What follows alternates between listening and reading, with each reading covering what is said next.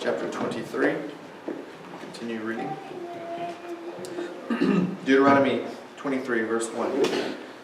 No one who is emasculated or has his male organ cut off shall enter the assembly of the Lord. No one of illegitimate birth shall enter the assembly of the Lord. None of his descendants, even to the 10th generation, shall enter the assembly of the Lord. No Ammonite or Moabite shall enter the assembly of the Lord. None of their descendants, even to the 10th generation, shall ever enter the assembly of the Lord, because they did not meet you with food and water on the way when you came out of Egypt, and because they hired against you Balaam, son of Beor, from Pithor of Mesopotamia, to curse you. Nevertheless, the Lord your God was not willing to listen to Balaam, but the Lord your God turned the curse into a blessing for you, because the Lord your God loves you. You shall never seek their peace or their prosperity all your days. You shall not detest an Edomite, for he is your brother. You shall not detest an Egyptian, because you were an alien in his land. The sons of the 3rd generation who are born to them may enter the assembly of the Lord. When you go out as an army against your enemies, you shall keep yourself from every evil thing. If there is among you any man who is unclean because of a nocturnal emission, then he must go outside the camp. He may not re-enter the camp.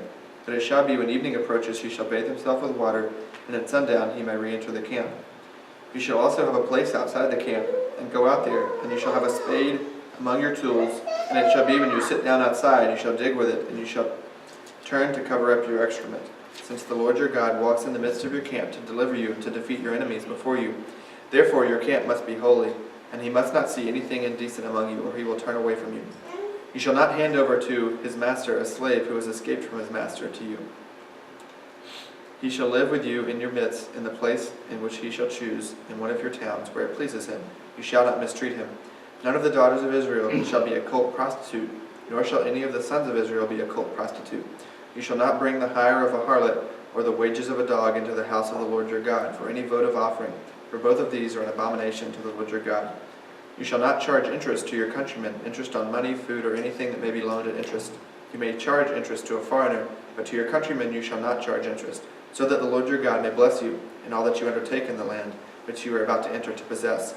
When you make a vow to the Lord your God, you shall not delay to pay it, for it would be a sin to you, and the Lord your God will surely require it of you. However, if you refrain from vowing, it would not be a sin in you. You shall be careful to perform what goes out from your lips, just as you have voluntarily vowed to the Lord your God what you have promised. When you enter your neighbor's vineyard, then you may eat grapes until you are fully satisfied, but you shall not put any in your basket. When you enter your neighbor's standing grain, then you may pluck the heads with your hand, but you shall not wield a sickle in your neighbor's standing grain.